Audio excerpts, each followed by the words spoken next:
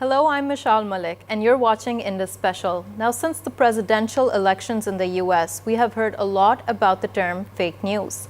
After that, there has been a global complaint that fake news is misleading people. And now it seems that we are surrounded by questionable information.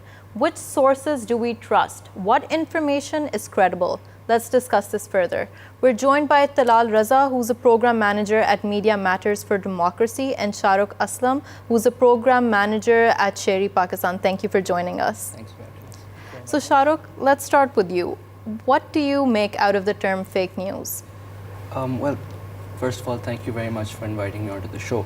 Now, the term fake news might have become really popular or perhaps even trendy nowadays, but targeted misinformation to attack the credibility or legitimacy of individuals, corporations, governments, etc., have maybe considered part and parcel with the entire political process or the entire political competition for decades and decades. It's nothing novel. It's nothing novel. What has changed, though, is the delivery system and the degree of access that individuals have, not just as consumers of information, but also as producers of information. So what we're looking at now, or why fake news is such a huge problem, or can be considered such a huge problem now, is that anybody sitting in their living room can make something up about anyone else, and if it's uploaded at the right time, if it's targeted against the right person, it can get viral and people can start believing it. So that would be what I'd consider the most novel aspect of what we call fake news. We're also joined with Shehryar Popalzai, who's the head of original content and strategy at the Express Tribune. Thank you for joining us. Thank you. So how do we identify fake news? I think before we stand further on this, we need to understand the situation in Pakistan is it's not a fake news problem. There's a misinformation and disinformation disorder problem that we have. There's multiple ways that you can combat this. I mean, in the newsroom, we have a checklist of things that we need to go through to make sure the information is coming from the right sources, if the person is reliable or not, if it's an image that's being shared, if it's doctored or not. There's multiple ways to double check these things. Talal, you mentioned previously before we started the show that maybe fake news isn't the most appropriate term to use. Why do you think so? So I think we have to look at how this term became popular, and it was first used really recently by the US President Donald Trump when he was running for his campaign. And a lot of our folks who are working on this issue, they feel that fake news is a term which is more frequently used by the governments around the world to discredit the journalistic work. So Donald Trump will come up with this idea that CNN is probably spreading fake news against him. So that is why I am hesitant to use this term fake news. I would be more comfortable using the term disinformation or misinformation. And these essentially are the two terms that the scholars around the world who are researching on misinformation are comfortable using it. And they essentially point out to the same concern, that is information which can be misleading is being shared over the internet or through mainstream media. But doesn't intent play a role here? So when we say fake news, it often sounds very blunt in a way, and then disinformation sounds as if it might not be intentional, but it's just happening because you don't have credible sources or you don't know better.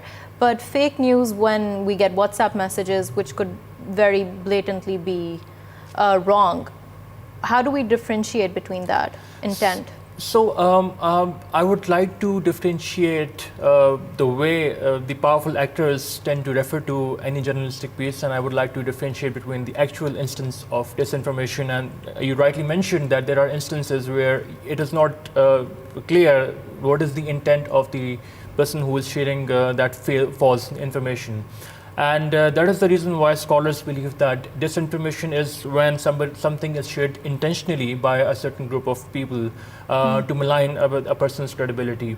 And misinformation is when something is shared unintentionally. And I would also like to emphasize here that there might be a select group of people who might be deliberately spreading disinformation or sharing false stories about somebody, some journalist or some human rights defender. But there is a wider network of people who might not know whether that information is actually true or false. They would just unintentionally share that false piece of information. I'd like to bring Shehryar into this conversation. So Shehryar, do you believe that only a certain group of people actually create information and everyone else existing in the network just spreads it further? I think it depends on case to case. You can't really say that it's a specific set of people. It could be anyone really. In the age of memes and WhatsApp, where with one click you can forward an image or a video to someone, it could pretty much be anyone anywhere doing this. We could be targeting politicians, you could be targeting organizations. So I think it's kind of unfair to say it's one specific set of people and other people amplifying it. It could come from anywhere with anyone who has any agenda against any specific group of people. It could be media organizations start targeting people. It could be the other way around. It could be political parties targeting each other. So it's a pretty widespread problem at this point. And Shehryar, with this polarization that we witness these days, with people taking sides and black and white situations, isn't this amplified because people want to produce information which aligns with their worldview? I mean, can't say much on that really. People will keep doing this. It's been happening for a while. I think the only difference now is that we have more open platforms, and at the same time, even for more dangerous than that is closed platforms. Honestly, I don't see these issues becoming that big on Twitter and Facebook yet, as compared to closed systems like WhatsApp. I think those platforms are more dangerous and much bigger problem areas compared to open social media platforms. Shahrukh, do you agree with that? Those platforms are more problematic? The way, I guess, my gut reaction, or generally just an observation that might be tangential, might not even be related to your question, but I feel it's important mentioning, is that we, in terms of the types. So let me just help you out there. What I'm trying to say is that we see how WhatsApp has become a very dangerous tool. Right now we heard about a lot of attacks taking place in India, for instance, where there were a lot of lynchings and etc. So do you think these personalized platforms, other than, because when you go to Facebook, there's a stream of news that's coming on your news feed, but on WhatsApp it's very, very specific, a very specific message that could trigger something. So do you think there's a difference in platforms and how they spread fake news? Certainly, there is a difference, of course. I think one commonality between them is, again, the ease with which any human being has access to these platforms. Now, as you rightly pointed out, the big distinction between something like Facebook is you have a larger timeline or a news feed, as opposed to WhatsApp messages, which are pretty much, it's going to be an unknown number that's going to focus on one specific hot button issue or a specific individual.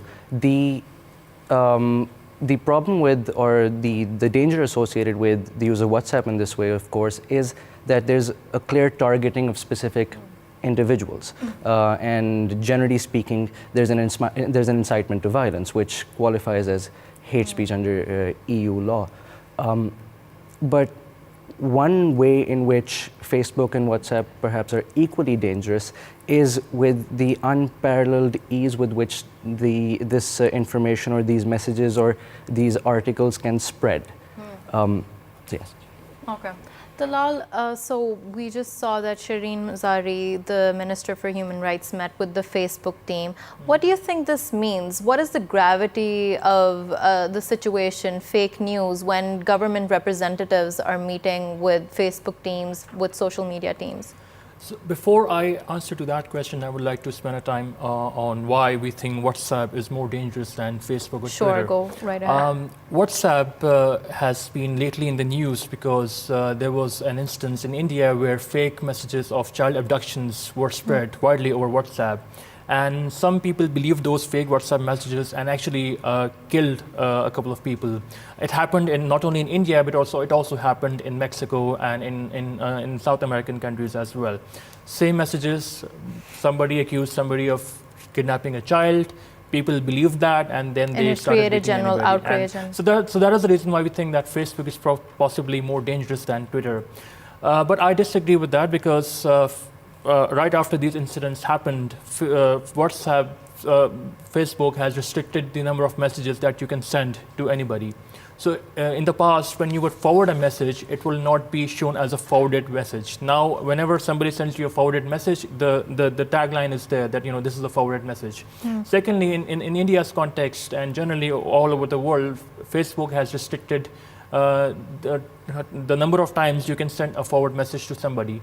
So initially there was no bar on. Yeah. Talal, it seems like you're saying that social media is taking a very proactive step towards curbing this phenomena of fake news. Let's take this point to Shehryar as well. Shehryar, do you believe that social media platforms are doing enough to curb the phenomena of fake news that we're witnessing today? So honestly, I think they're really massively with the trying. With the U.S. election, we have a great example. I think the bigger problem is they don't, data from Pakistan isn't available for us to analyze openly. At least with the U.S., they open up election campaign data. With this region, we don't know what's happening. We don't know what actions they're taking. I believe we haven't even had a representative in Pakistan for most of these tech companies for a very long time. So we have little to no interaction with them. I don't think they're doing much to fix things in Pakistan. With India, yes, probably because they're benching. But I think the bigger problem also is these closed platforms are hard to track and analyze and debunk stuff. You don't know there's millions of WhatsApp groups out there. How would you debunk? It's pretty easy for somebody to read a quick image message that you get or a video, right? But how do you slow that information down? It's very hard to do that. You don't know where it's originating from. With Facebook and Twitter, you can look back and look at who the originator was, if the person is trustworthy or not. But even if there's a forwarded message tag on top of a message on WhatsApp, you will never know who the true originator was. So how do you track down if this piece of information was true or not? So I don't believe they're doing enough yet. So they're not doing enough yet. So you mentioned the elections as well, Shehryar. I'd just like to touch on that. So do you see, as an expert, a surge in fake news emerging right around election season, whether it's whichever country it's taking place in? Of course, we heard of this most in the 2016 elections in the US, but also in Pakistan and Brazil, we're hearing now. So do you think that's a fact that fake news emerges more during election season? I think it does. Again, we don't have enough data to put this down in writing that this is an issue in Pakistan. But yes, Brazil for sure. They had first draft news running a massive fact-checking campaign during the election day on election day. And they were able to see trends where fake news and misinformation was being passed around a lot. The issue that we saw during election time in Pakistan was, in a lot of cases, older information that was being passed around on election day, right? We could see reporters and people sharing images and text that was old. You could see pictures of politicians being shared about them voting and pictures being taken, but these were older pictures. So we saw some of that happening, but not on the scale that we saw in the US or in Brazil for that matter. Okay, so we're going to take a short break. When we return, we're going to discuss it further if election seasons actually have a correlation with fake news. Stay with us.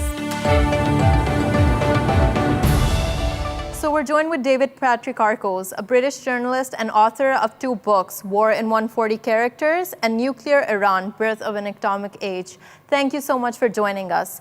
So, David, let's move on to our first question. And in relation to your book, War in 140 Characters, can you tell us the crux of it and how social media is reshaping conflict? Well, in my book, which emerges critically from the year I spent, or close to the year I spent in Ukraine, covering the war between Russia and Ukraine, and what I noticed was that on the ground, traditionally in war, propaganda is older than war itself. Now, traditionally, propaganda operations have supported military operations on the ground. What I saw in Ukraine was the inverse, which was that military operations on the ground were designed to support operations, propaganda operations on TV, but more noticeably in cyberspace, that is to say online, social media in particular. Now, we have to look at this traditionally. Look at war. What is war? Usually two or more parties fight. The winner defeats the loser militarily and then imposes a political settlement on the loser. The defeat of the Nazis after World War II is one example. But in Ukraine, Vladimir Putin, the Russian Prime Minister, never sought a military victory, which he easily could have achieved over Ukraine. Instead, what he sought to do was to destabilize the country. And for this, he used narratives. Now, he sent troops and tanks and weaponry over the border. But he did this in order to clear space to pump in a narrative, unfiltered. And that narrative was that the Kiev government was a fascist junta, that they wanted to destroy the speaking of Russians and to persecute ethnic Russian speakers. So, in fact, the narrative battle conducted on cyberspace was far more important than the military operations on the ground. The same thing you see in that same year between Israel and Hamas. Now, any battle militarily between Israel and Hamas has a predetermined outcome. Hamas can never defeat Israel politically. What it can do now, however, is through the use of people like a young Gazan girl called Farah Bakr, who became she was a Palestinian tweeter. She became a face. She put a face to Palestinian suffering. She gave it a voice and she gave it a narrative. Now, what she did, she tweeted every day, every hour over the entire 51-day war. And so what she did, she created a soap opera. Now, I don't mean to cheapen her experience by that, but what I mean is she created a dramatic narrative that could be followed in real time and that was made all the more dramatic because it was literally a matter of life and death. Now, look, this is the power that social media gives to ordinary people. Now, Farah, during 2014, was three things. One, she was a child. She was 16. Two, she was a civilian in a time of war. Three, she was female in Gaza, a deeply patriarchal society. She should have been the least powerful person. But in fact, she became very powerful. Now, what is the effect that someone like Farah has? Now, does it affect Israel's military calculations directly? No. But this is what it does do. It helps to mobilize outrage, global outrage, which helps to mobilize political opinion, which then pressures Israel. Now, I spoke to senior IDF officers. Operation Protective Edge 2014 was the longest war in Israel's history, 51 days. There are serious doubts whether they can conduct a campaign over that length. So what I would say, just to conclude with your question, the crux of the thesis is what I call homo digitalis, the hyper-empowered individual. What we are seeing in this age of social media is power shifting from hierarchies, which is to say governments and large organizations like media companies and militaries, to citizens, individuals, and networks of individuals.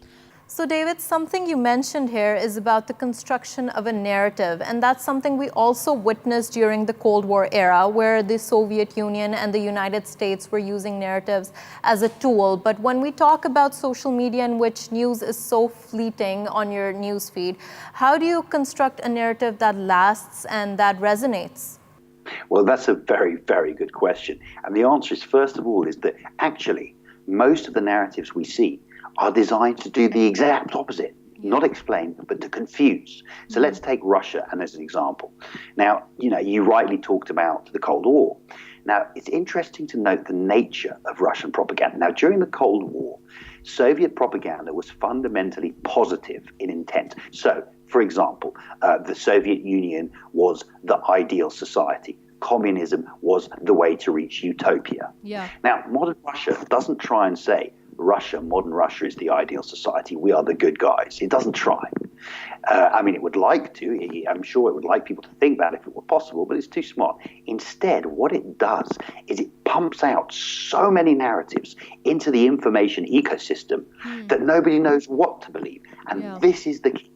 The more doubt you can sow in people's mind about what is true and what is not, the more you harm their ability to recognize the truth when they see it. And I saw this, classic example. You remember, I'm sure, the shooting down of flight MH16, the Malaysian airliner from Holland.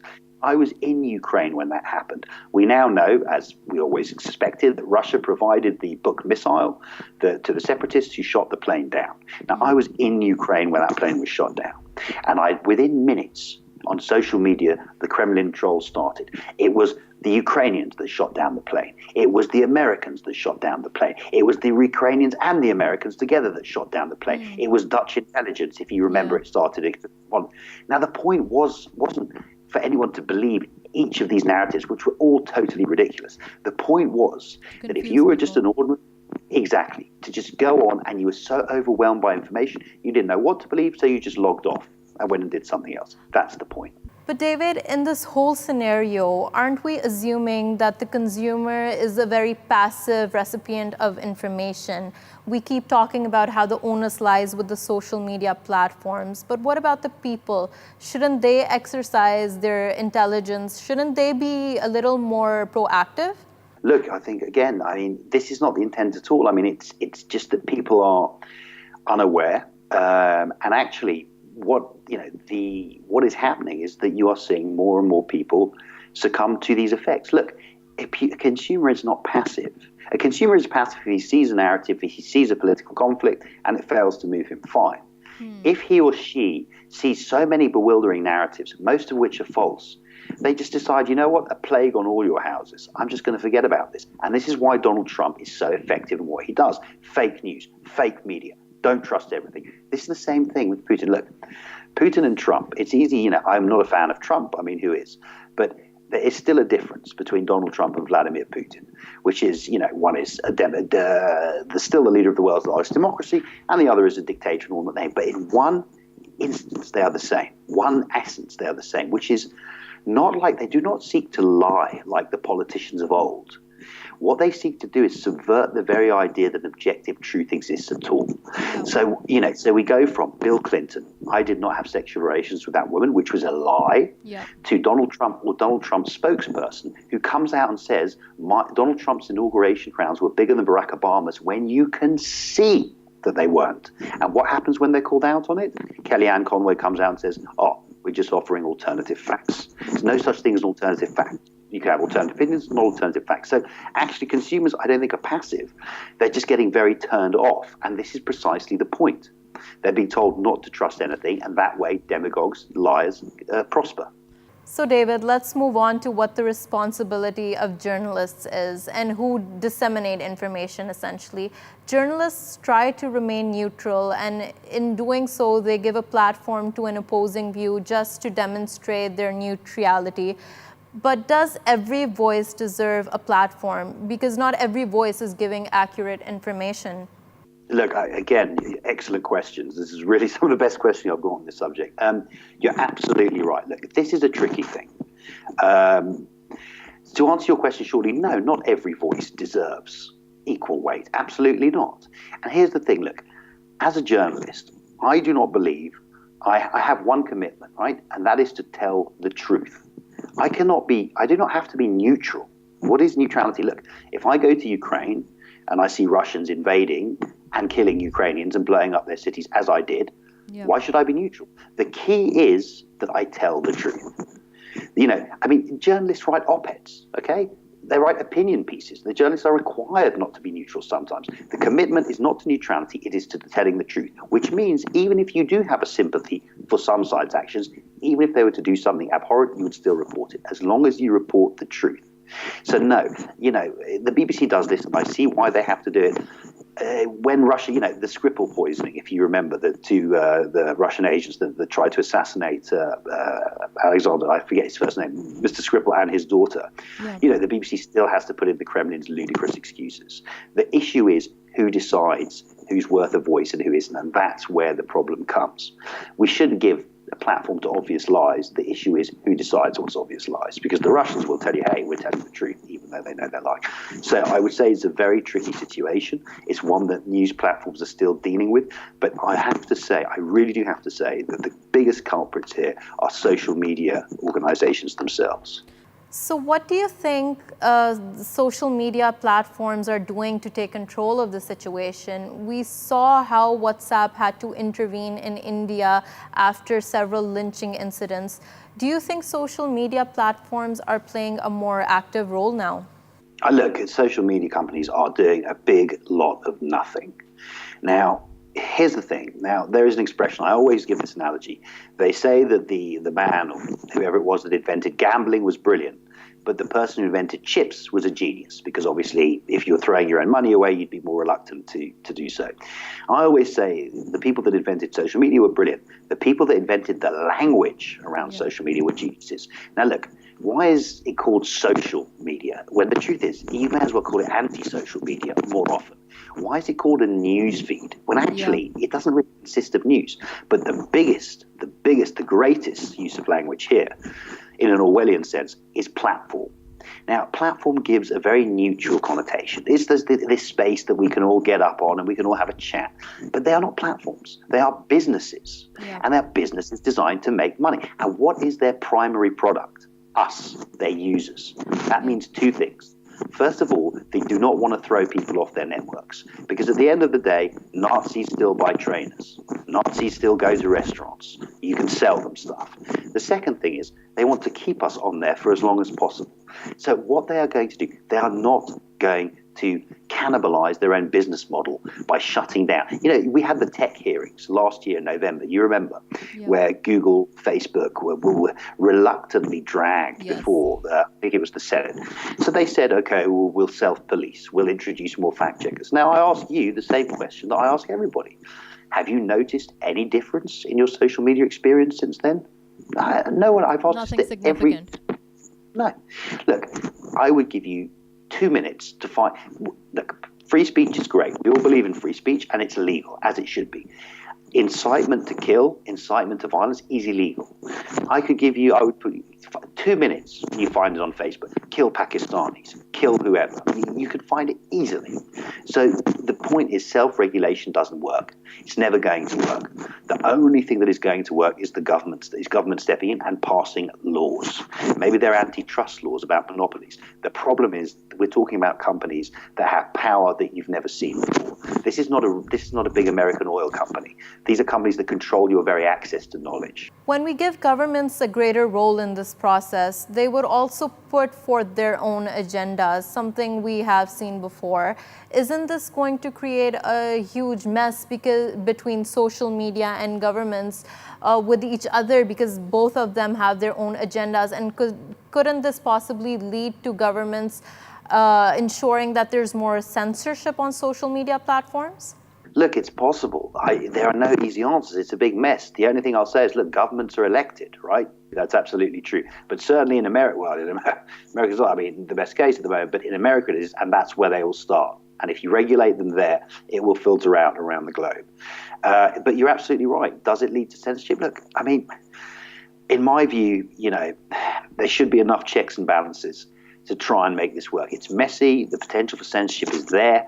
But I'll tell you what, the censorship, biases, all these sort of things, echo chambers, they exist already. And we are trusting a bunch of unelected people we are trusting business interests to look after their own business. I would rather trust, as imperfect as it is, governments to try and do the job. The question is, again, I say, do they have the power to do it? I'm not so sure. I'm not so sure the US government is more powerful than Facebook, Google. I mean, maybe the US government, but certainly Facebook and Google are more powerful than most nation states in the world now.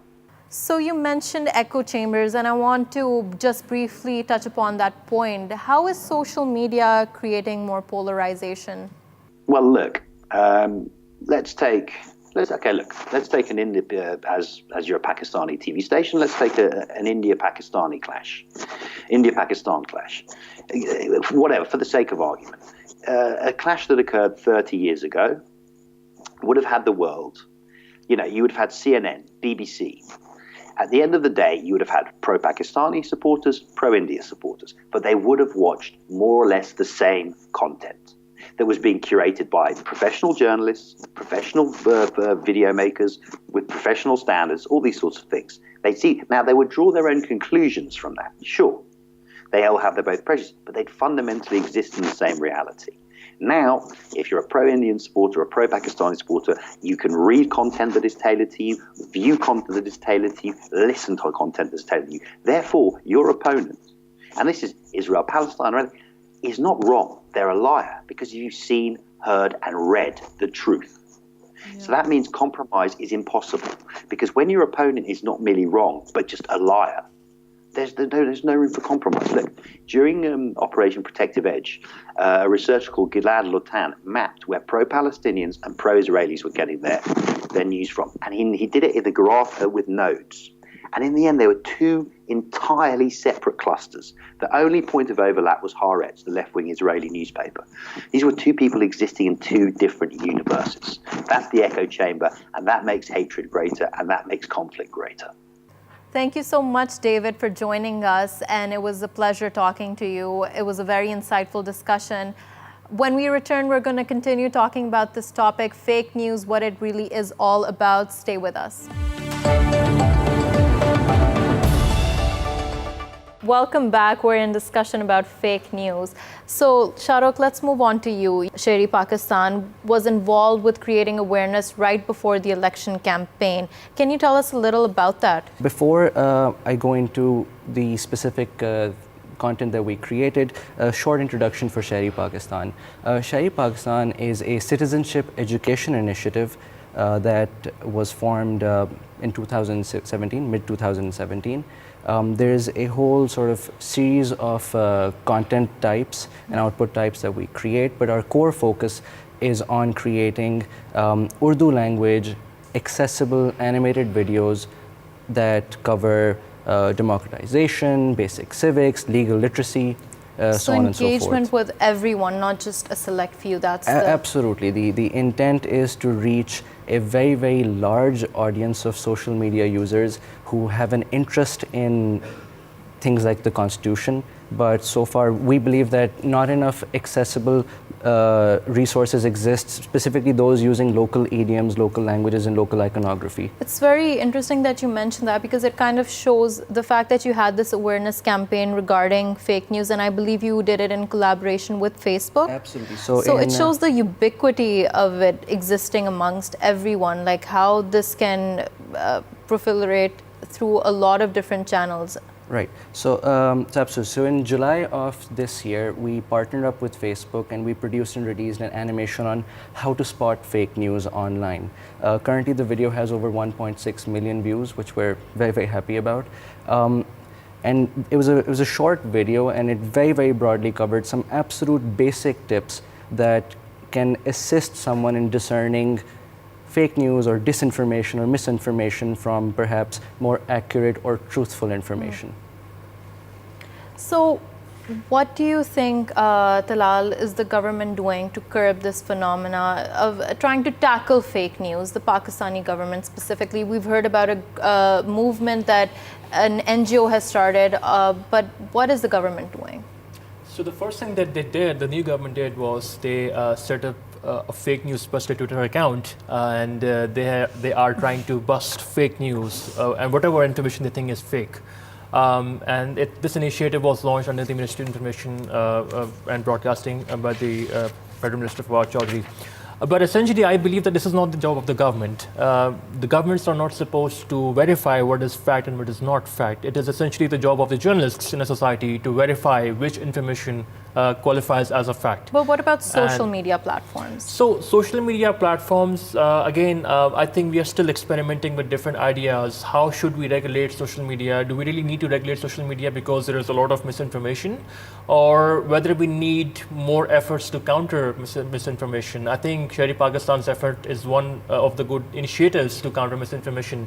But my perspective is that essentially government has no role in verifying what is fact and what is not fact for the society. It should be the role primarily of the journalists to verify what is misinformation. And I would like to share with you that some news organizations have started doing the verification of whatever information that they find out over the internet. So there have been instances where fake images affiliated with a particular news organization have been circulating over social media, and people believe that it was actually a news article that was published in that news organization. So I believe that there is a broader effort that needs to be done in collaboration with civil society, in collaboration with media and other private entities as well. And social media giants need to play a very important role as well. But at this point, we have no clear pathway to counter misinformation. We're not even sure which strategy would work best to counter misinformation. So we're just exploring. But isn't the time to stop exploring and actually start doing something actively now, since our neighbor country has suffered? And just recently in November, we saw an incident where 2 Pakistani students were accused as being terrorists in India. So there needs to be something happening at a more state level to curb the dissemination of information.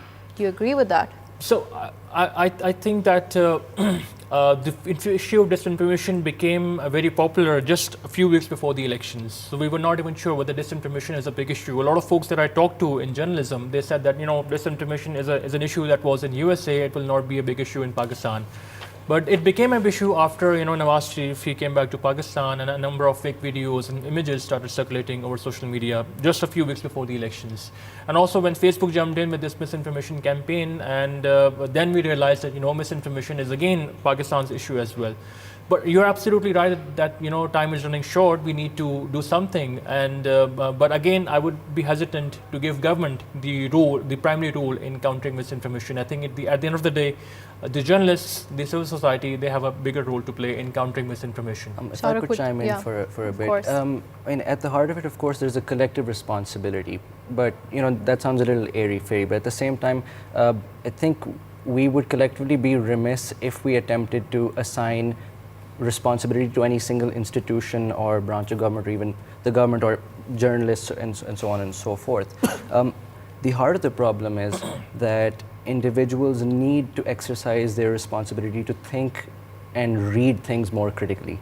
There is a tendency to accept things at face value, and especially since now we're at a crossroads where news media and social media are becoming blurred, and there's an entire generation of people who use Facebook who are more readily accepting of information because they've carried forward, or they've carried over the same faith in news that they had in print media or in television media. And it's true that even in print media there were instances of disinformation or fake news, so this has been going on for quite a while.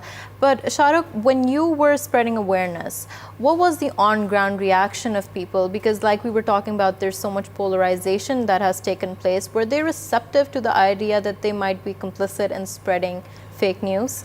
Absolutely. Now the piece of content that we released is a set of tips that are that one could call basic, common sense, which is why, generally speaking, the people who commented under the videos were very receptive to the tips. Some of them were thankful. A lot of them said these are tips that are good and that we will now apply in the future. Of course, we don't have enough data to determine whether or not this piece of content or any piece of content of this sort necessarily translates in people changing their information consumption habits, but we can certainly hope that it did. We're joined with Shahzeb Jilani, who is a former BBC correspondent and currently at Dunya News. Thank you for joining us. You're welcome. So let's take this debate to a grander level. Do you think that governments play against each other while using fake news as a tool? Well, fake news has become an excuse often to go after the media and often genuine reporting. We've heard this term being used and sometimes abused mainly by the American President Donald Trump, and other leaders around the world have picked up on it. It has been used quite extensively in Turkey, in Pakistan, and India, and other places. I think what we have to accept is that disinformation and propaganda and false news has been around for ages, for decades. But the idea of fake news has really gained currency after the arrival of social media. So basically the whole idea is that you are manufacturing something which is blatantly false. Now it's different from inaccurate reporting, which often happens in our profession, where journalists make honest Mr. Jilani, mistakes. you mentioned how the governments are using fake news to target journalists, and so I want to ask you, do you think that governments use, and not just Donald Trump, I mean governments around the world, do they use fake news as a banner to silence dissenting voices?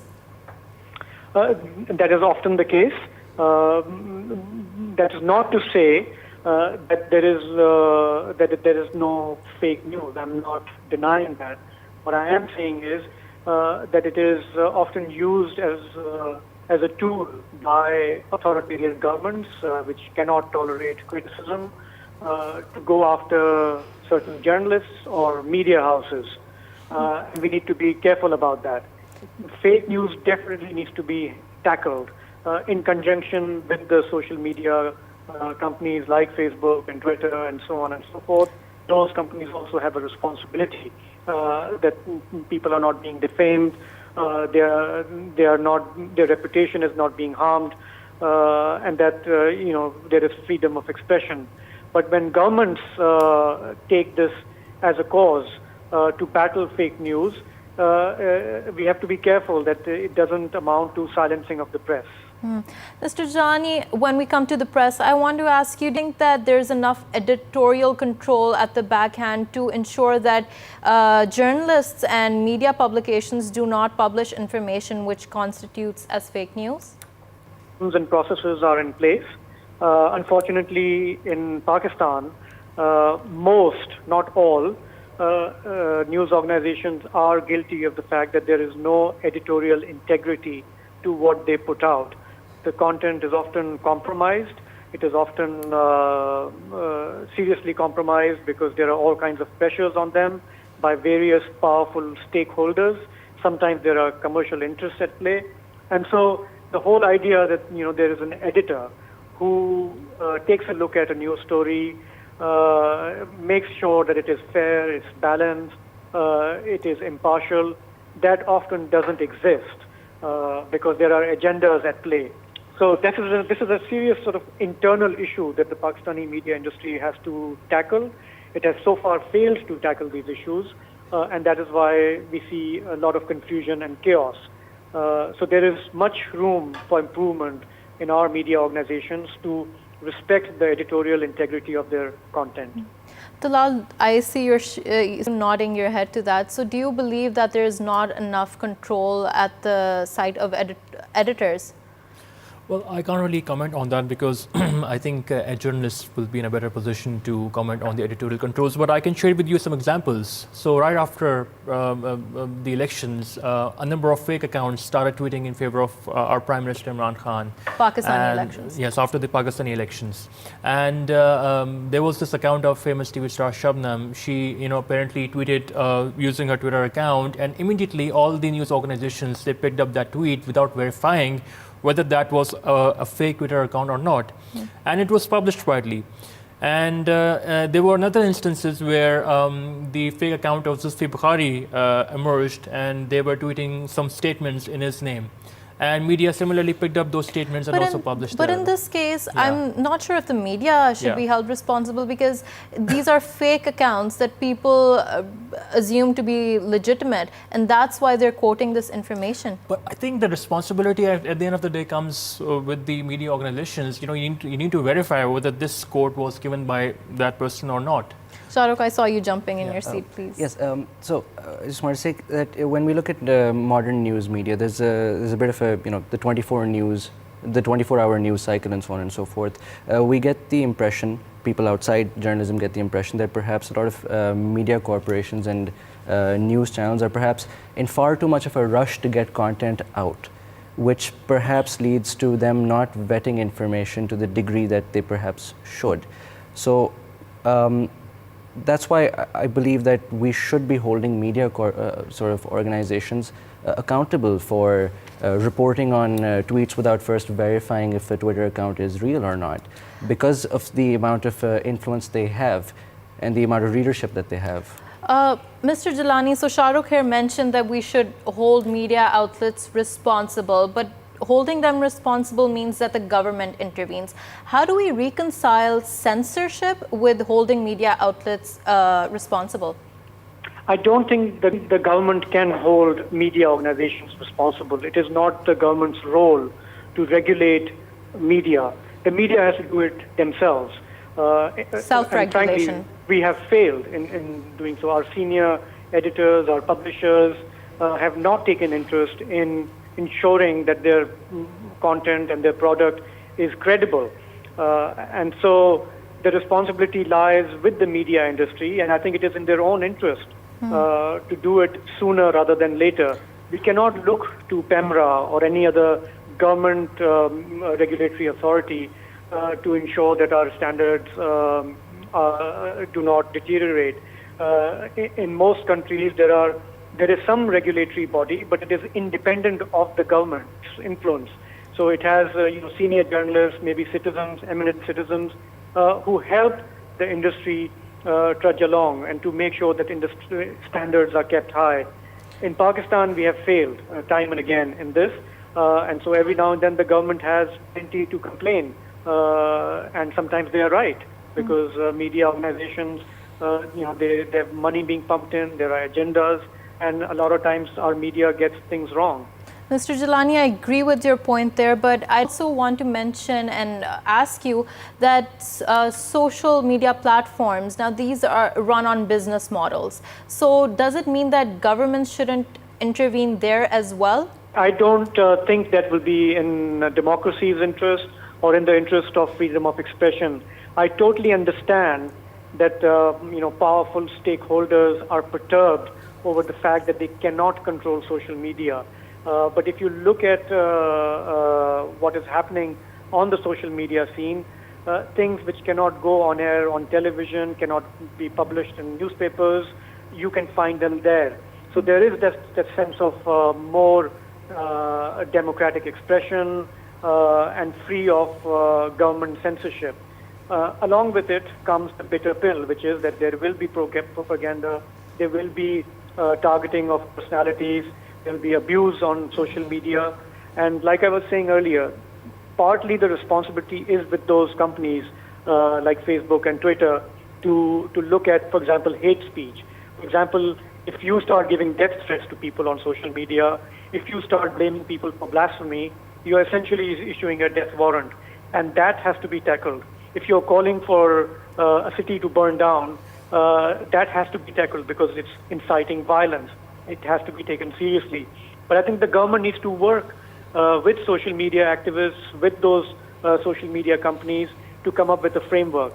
Even in the Western countries like Germany and Britain and the US, they are grappling with it. They are coming up with a form of intervention which doesn't affect freedom of expression, doesn't affect freedom of the press, and yet on national security issues, you have some room to act.